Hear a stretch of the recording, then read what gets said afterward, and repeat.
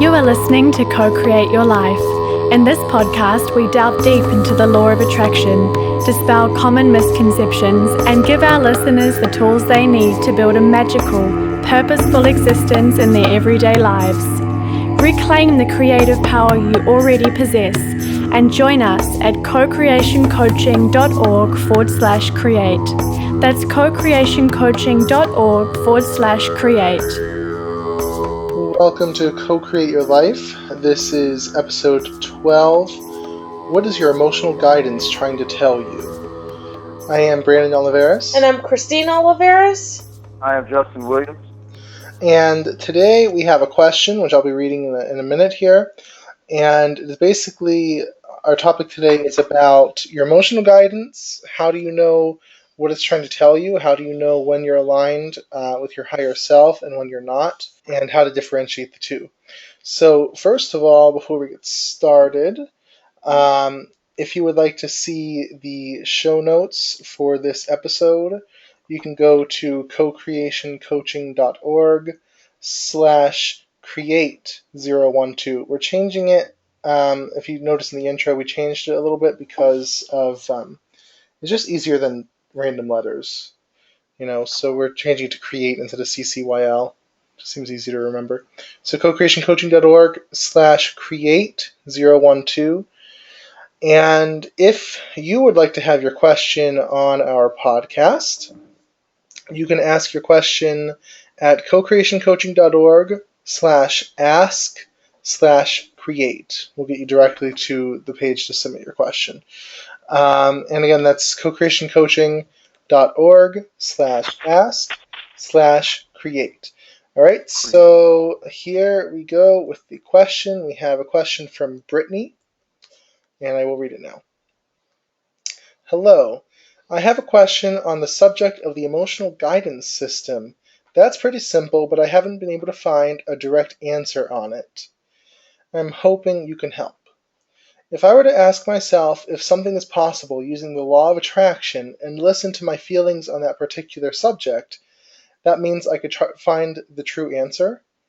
For example, if I said it's possible to do this and felt a lot of joy in saying that, and then said it's not possible to do this and felt upset when thinking that, can I trust that I am receiving feedback from my EGS on that particular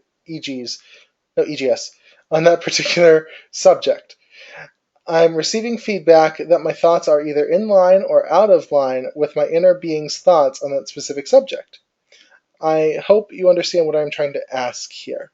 Looking forward to your response, Brittany. It would be EGS because that's emotional guidance. EGS, I realized, yeah. I got messed up.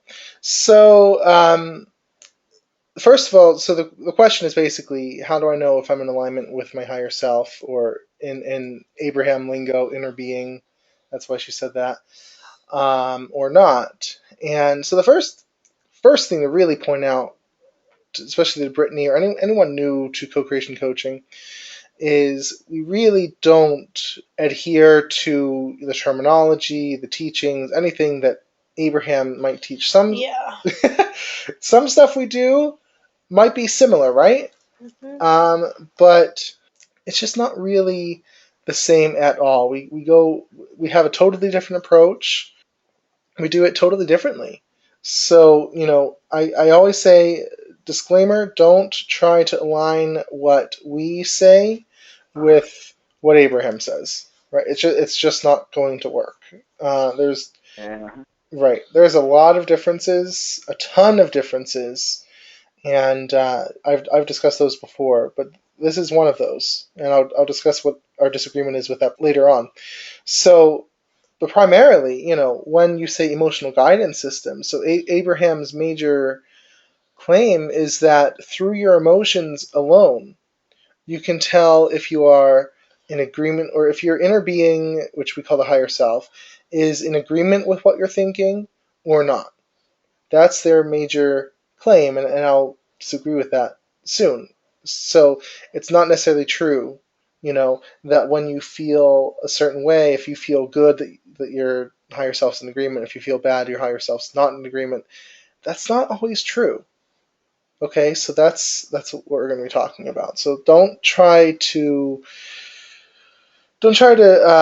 force what we say here to be in agreement with what Abraham says, or try to associate them in any way, because it's just not going to work. I get a lot of questions about Abraham, and it just doesn't fit together. We don't do it in the same way at all. We do it in a totally different way.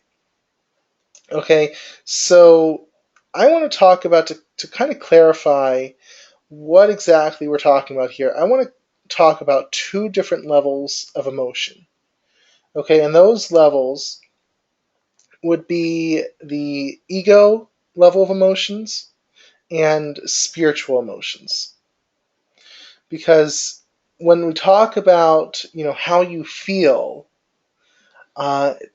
it can mean a lot of different things based on what level those emotions are on. And you can have a mix. You can feel a lot of different ways. Have either of you ever felt really joyful and yet kind of nervous about something at the same time? Oh, yeah. Yes. It's not a, just one emotion and that's it. You don't ever feel just 100% one emotion and that's it. You feel a mix of emotions at one time. It's a spectrum. It's a mix. You have nervousness, fear, joy, all kind of thrown in together, right? So, I mean, what would that mean in this sort of expression, in this sort of terminology that Abraham uses? Would it be, when my higher self sort of agrees and sort of doesn't agree, or like it's a mix? So what does that mean? Well, it's sometimes an agreement. I don't know. So it doesn't really fit because you have all sorts of different emotions, and that's because of these two different levels that I'll talk about. So the ego emotions essentially are, first of all, your ego. What is your ego? Is that part of yourself that is totally 100% invested in this reality, right? And when I talk about this reality, I often use the word dream. I often use the word illusion. It's your favorite, right? Yeah, right. Christine loves when I call it a dream. Not really. But because it's not really the way it appears. It is an illusion. It is a dream. It's a creation of our minds. It's a But I creation know of what our you mean, though. consciousness. I know what you mean. So, but the ego is 100% totally invested. That's its job. That's its job, to be, basically your representative in this physical world. So it is 100% invested. Your ego can't even... That helps anchor you to this world a little bit. Exactly, it's anchoring you. It cannot even conceive of what it would mean for this world to not really be real. And that's why for a lot of people, when they think about that, a lot of fear comes up. It's, oh my goodness. Yeah. Right? That's scary. This world isn't really real as we consider real. That's exactly how I used to think. Yeah. Like, right. I think you're a bunch of... And that's your ego freaking out, saying, if it's not real, then I'm not real, and then what's that mean? So it's your ego's job to be 100% invested, emotionally and otherwise, in believing in this world. Go ahead. It's just, hey, you got to get the bills paid. Right. It's you got to interact with people on a certain level. Right. Get stuff done. That's what your ego does. Not that your higher self can or doesn't help you, but your ego is the kind of earthly part of you. Right, and that's important because the ego it's not bad. A lot of people try to kill off the ego. That's not possible, by the way. You will never kill off the ego. You will never... It's what makes you tries that a lot. Right. You will never kill off the ego. It's what makes you you. Right. I mean, you may as well be a blob. Even people who think they've killed off the ego, they haven't. If you call their name and they respond, hey, that's ego. The fact that they know they have a name, and that they know that they have a body in this world, even if they don't think it really exists or whatever, that's ego. That if you call their name, they're going to respond. It's an instinctive thing. Try not, if you're in a big crowd and someone calls your name, you're going to respond. Even if they're not talking to you. Even if they're not talking to you. If there's another Brandon or another Justin or another Christine, and you're always going to turn your head. Or you ever have mother, a whole bunch of... I was just going to say that. Really? Yes. A whole bunch of mothers together. Mommy. Everyone's turning their head. Like, what? Yeah, in stores, you hear it all the time. Right. That's ego. It's a good thing. It roots you. It anchors you to this world. But it's not a good thing on, exclusively. You can't have it all on its own. And that's a different topic, but it's just to introduce what we're talking about here. So the ego is totally invested in this reality. Absolutely totally invested. It is fully in. So you have that, and your ego emotions are a primal, primitive response to stimulus. They're important. They're important. You need them. If you have a mountain lion hunting you down, you can't be spiritual about mountain lions. There's a joke. There's a kind of a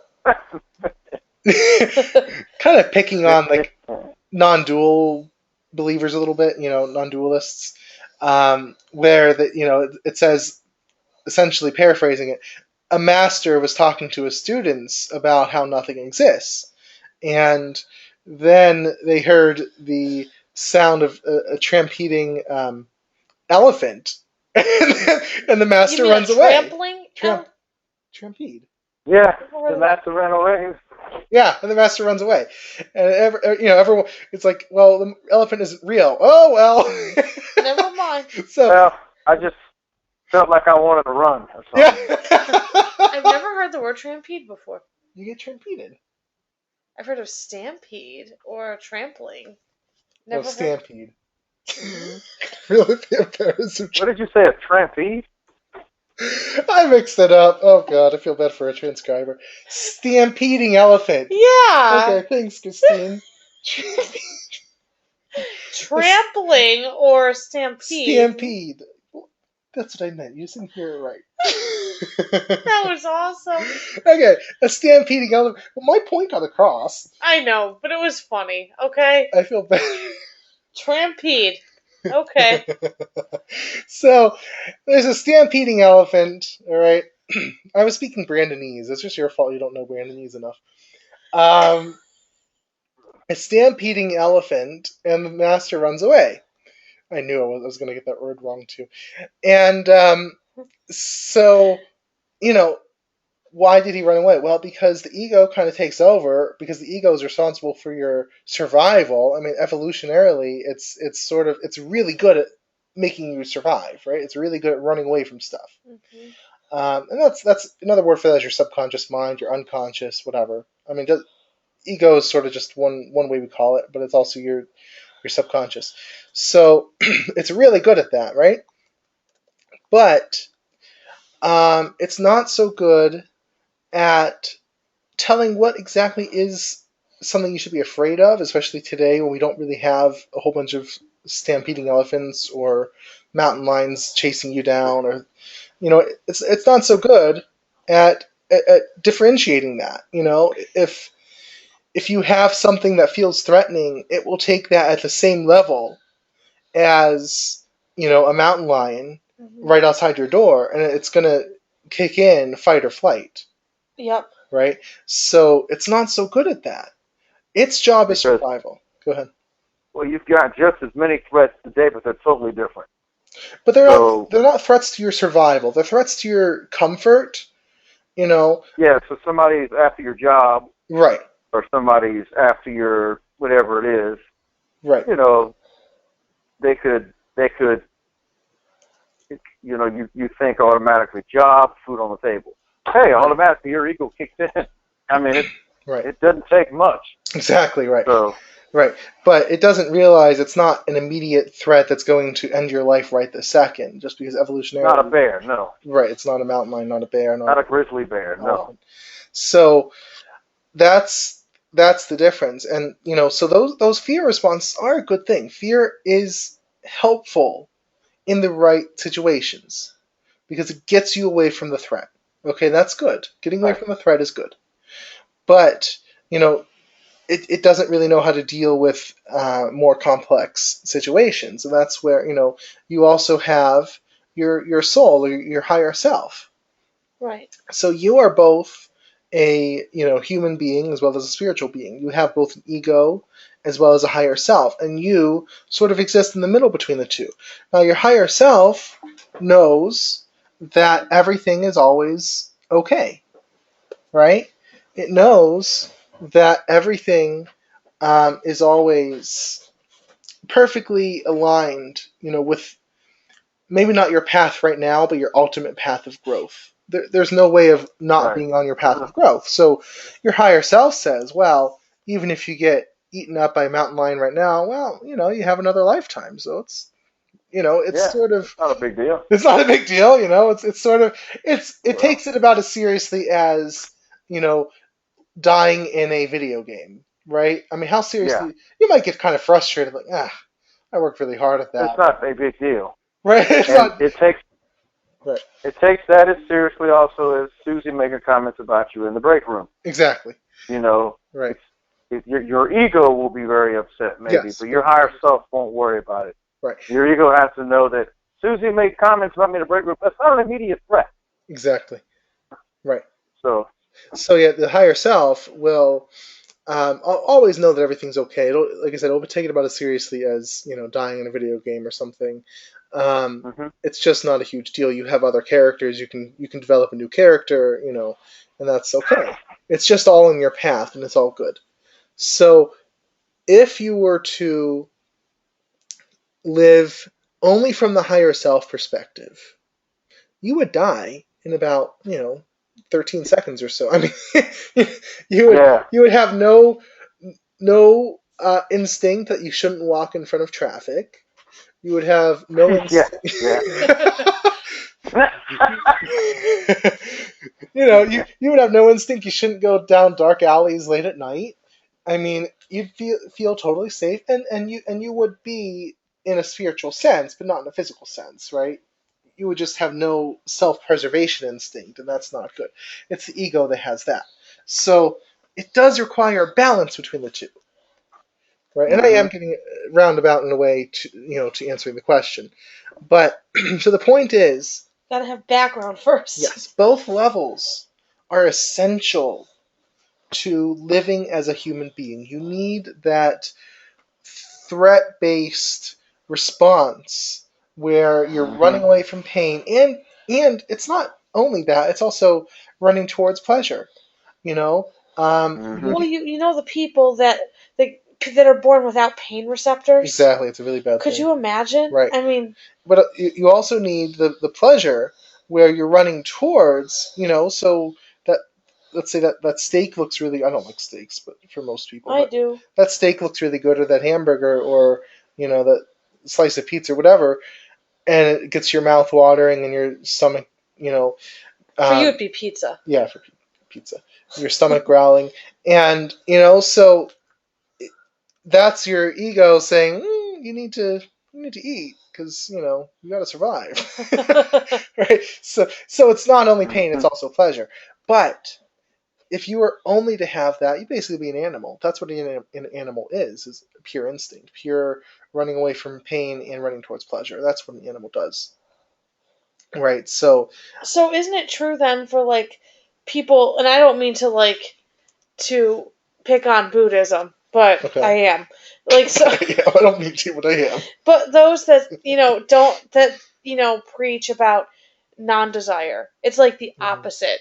So, we're talking about, people that are killing off the ego because of non-desire. So it's Right. No, it's not possible. You can't. Because you can't do it. I mean, it's not, you can try. You're always going to have desire, and the ego is always going to take over. If someone comes in holding a gun to your head, the ego is always going to take over. Or people who try not to want pleasure or something. Right. That's also not possible. Because no, it's not possible. You're always, you're going to have that, and you can try to really repress it, but but you won't. Just like priests who try to go celibate, and that sexual instinct, which is big part of the ego, Survival, self-preservation, and perpetuation of the species is its game, basically. That's what it does. I don't know how they do it. So, and well, that's why there's so many scandals. And among gurus, too, you have a whole bunch of sexual scandals among gurus because they're trying to repress that ego desire, the ego need, and it gets, it comes out some way. It just does most of the time. I don't want to say most, a lot of the time. So, and it's a big struggle. You're always going to struggle against that. It's not a bad thing. It's part of you. You are a human being. You are an animal, really, but you are also a spiritual being. So how do I bring this into emotions? So the ego emotions are emotions that are reactive to your current situation, but in a sort of primitive way. So pleasure, that's an ego emotion. Okay, fear, even nervousness, anxiety, most negative emotions, almost any negative emotion is going to be an ego emotion. And some positive emotions.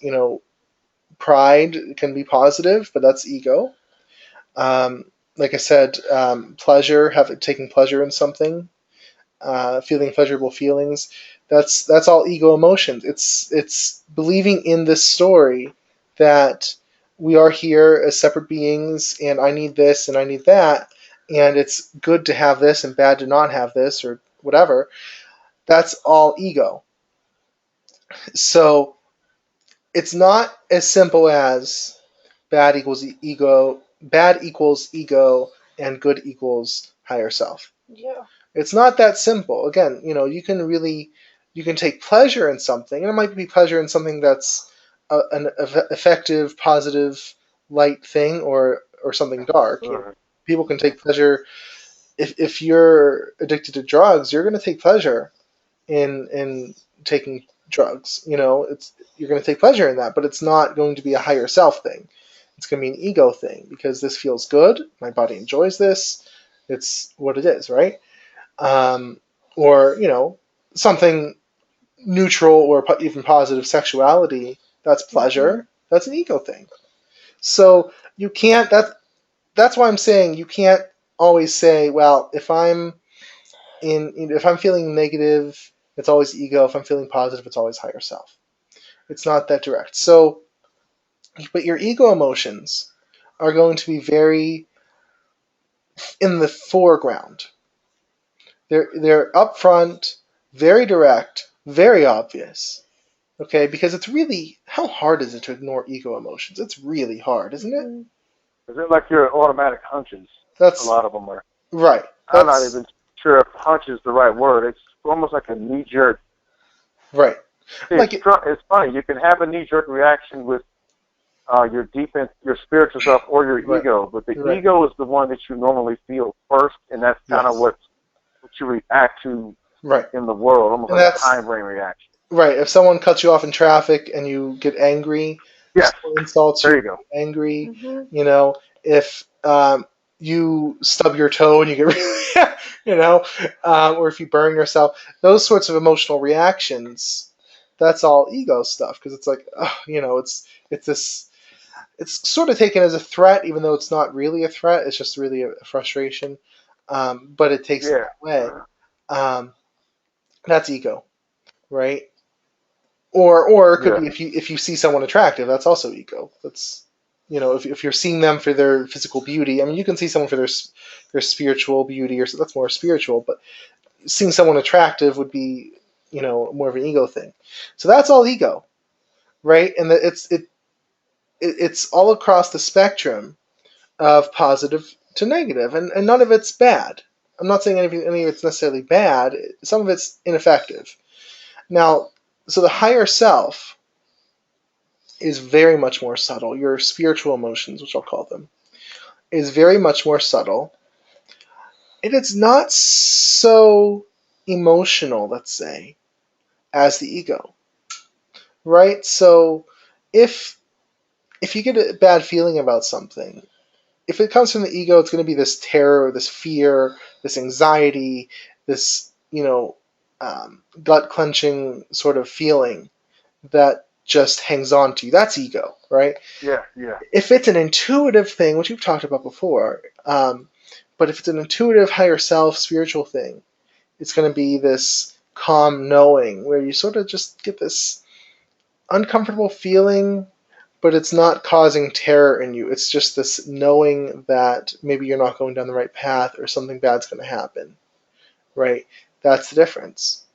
Mm-hmm. So the higher self, the spiritual emotions, are more subtle, very much more subtle, quieter, more indirect. And generally, those emotions are going to be, calm, peace, stillness, knowingness. I don't know if you can. It's hard to say knowingness is an emotion, but it sort of is. You have this knowingness about something, which is certainty, the security about something. So those are more of your higher self emotions, your spiritual emotions, and they're always going to be positive, but they might warn you of something, but they're not going to warn you of something in a way that's super negative and in your face and that kind of thing. Does that make sense? Right. Yeah, I mean? they're just a calm, like you can feel them as, okay, this isn't good. Mm-hmm. They're like a higher version. It can even feel urgent. It's just not. It's not even, but it's not a gut-wrenching urgency. It's like, okay, this is actually not going to go well. Right. Exactly. And right. They're a higher version, really, of the egoic. Sort of, yeah. I mean, right? It's just that it really a higher, more spiritual version. It's more indirect. It's not this, self-preservation sort of fearful, terrifying thing. It's just a knowingness, right, of either good or bad. So that's more of your spiritual emotions. Now, so the question was, and this is why I gave all this background.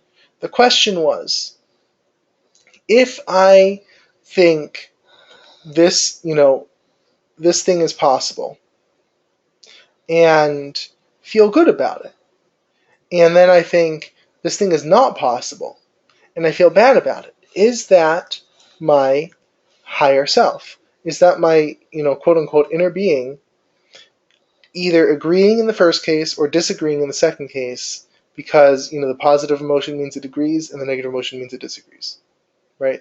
So with that background in mind, how can we put that together? I would say, essentially, when you have that, when you say this isn't possible, and you feel that negative emotion is going to be your ego, obviously, right? It's going to be your ego reacting to it. Even if you think this is possible, you could still have, this is really simplistic, right? Because you could still have an egoic reaction saying, no, it's not. Or, it's, that's going to be really hard. How are we going to get there? So you could still have an emotional reaction to that. Or if you think this is possible, and the ego says, yes, it is, I'm really excited, and that's all ego. That super burst of pleasure and excitement, that's all ego. Okay, because the higher self just doesn't have this, its intensity. It can be intense in a different way, but it's not this physical, palpable intensity like the ego has. So if you think this is possible, I'm going to do this, and you feel this absolutely, excitement, joy, I just want to run around the room, that's ego doing that. That's an emotion on the egoic level, right? Mm-hmm. Now, underneath both of those, you're going to get this calm, stillness, peace. And your higher self is going to say, of course it's possible, but it's up to you whether you do it or not, right? If you say it's not possible, your higher, I don't want to say it disagrees, it's going to say that's up to you. Okay, if you think it's impossible, whatever. Do you know what I mean? It's not going to argue with you. So it knows, your higher self knows the greater purpose for which you are here, right? And the broad picture it has. So it's not going to disagree with you. But underneath both of those emotions, when you think this is possible or when you think this is not possible, it's just going to be calm, stillness, peace. The disappointment is the ego. The excitement is the ego. The even determination is the ego. Now, underneath that, if you have, joy in a more subtle spiritual sense, peace, stillness, certainty, even resolve, I would almost put on a more spiritual level, right? Those things, those more subtle feelings, are going to be your higher self, getting behind you and supporting you. But I don't want to say it's as simple as if you feel good about it, it's yes, and if you feel bad about it, it's no. That it doesn't agree with you. I'm not going, because what if you say, is it possible that I have this really big goal? If you think that is possible, and it's this really huge, ultimate level goal, and your ego really freaks out about it. You feel terrible about it because it's all this resistance comes up. It's all that fear coming up. It's all that fear. That fear is your ego, right? Mm-hmm. Underneath of that, it's going to be your higher self. It's going to give you the truth of the matter. Or, okay, so here's where it can get dangerous. If you say, this is, let's say for relationships, does this person love me? Sorry. And you feel really good about it, that just means your ego's happy about the possibility of them loving you. It doesn't mean they do.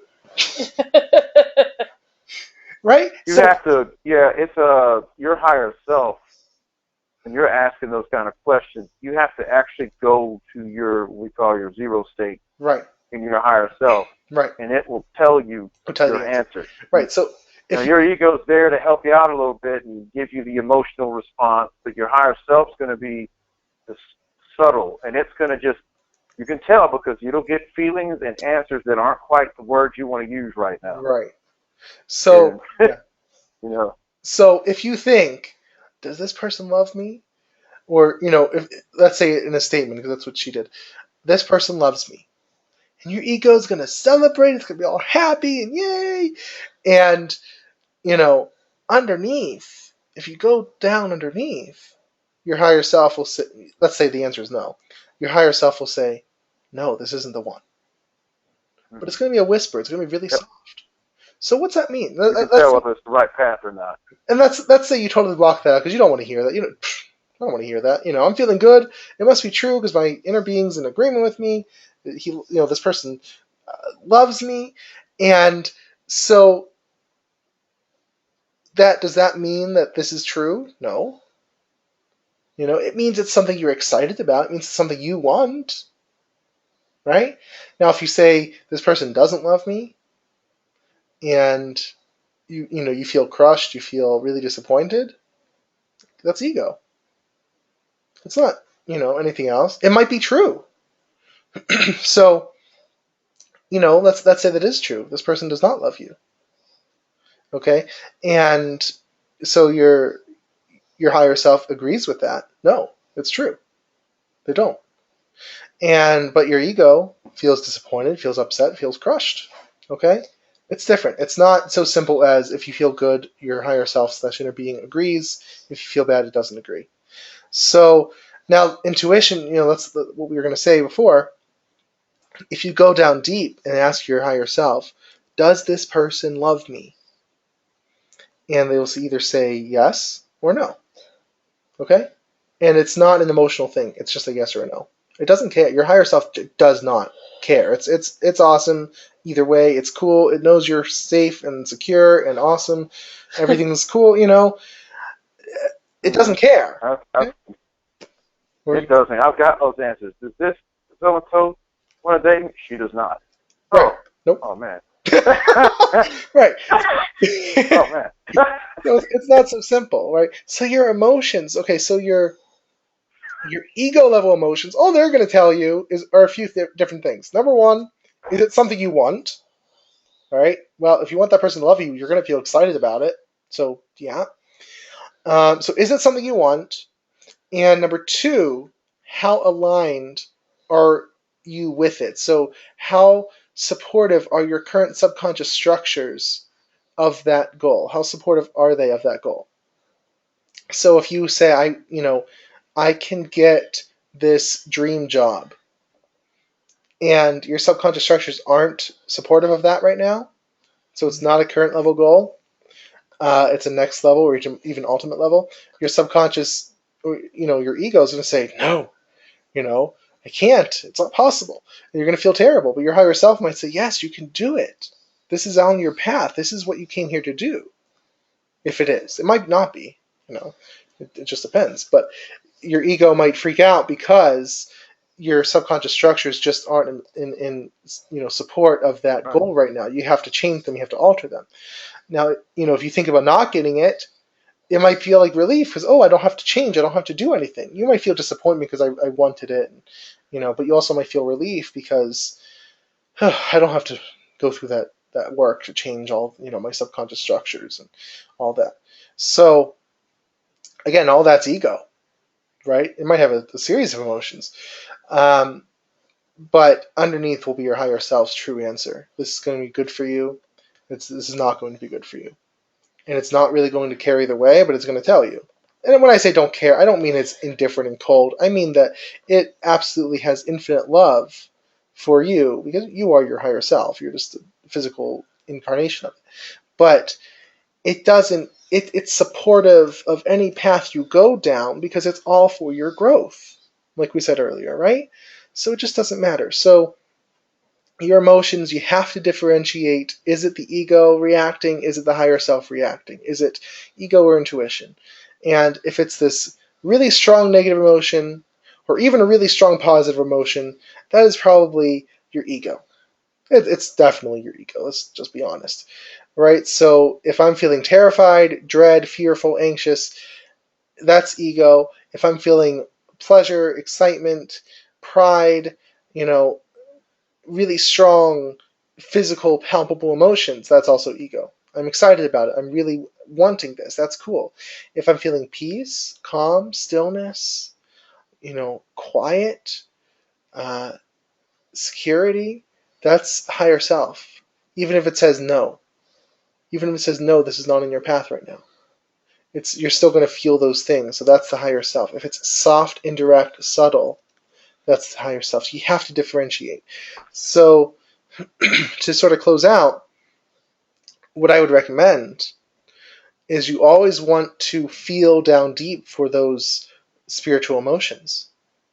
Okay, because if you just go by the ego emotions and obviously you judge the goal based on that, you're not going to really get the truth.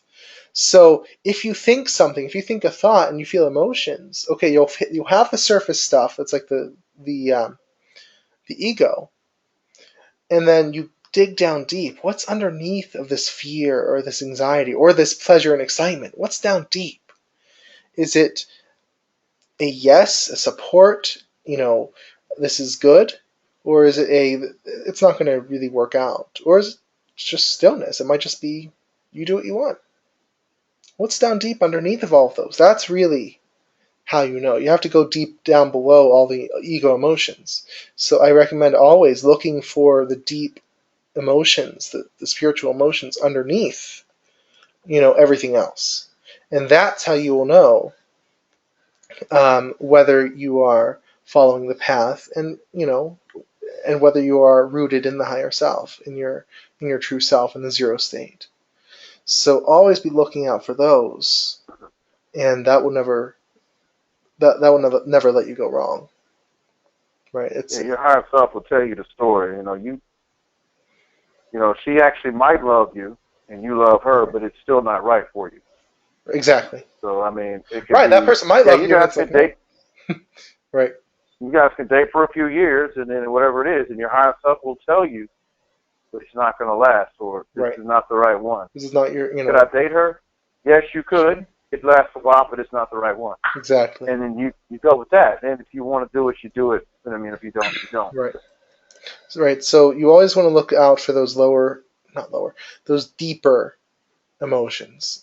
So when you first have the thought, okay, you have the pleasure, the fear, or the excitement, or the anxiety, but then look down underneath, look down deep, and feel what's really underneath of all that. And that is how you connect with your higher self. You can't just go by your surface level emotions. It's sort of like the ocean. You have the waves on the surface, and you can't really tell much just by the waves, but you go down deep, and that's where the stillness and the calm of the ocean is.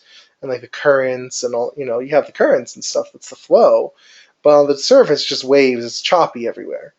Right? That's your ego on the surface there, but your higher self's down deep where the flow is. You're flowing towards your goal, and if you're with that or not. So that's much stronger than just the ego surface level stuff. So I hope this clarifies your question, Brittany, and also to everyone else who's listening. And so if you would like more information about this, I have a free ebook that you can download. You can go to, it's called 10 Reasons You Aren't Getting Results with the Law of Attraction. And you can go to cocreationcoaching.org/LOA download, and you will be able to sign up to download that book. And again, the show notes, if you want to check it out and comment on our podcast or read the transcript, you can go to cocreationcoaching.org/create012.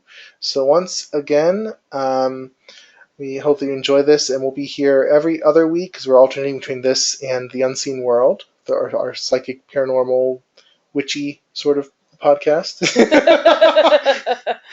But so we'll be back in 2 weeks with Co-Create Your Life. But check us out next Saturday too with the other podcast because it's awesome.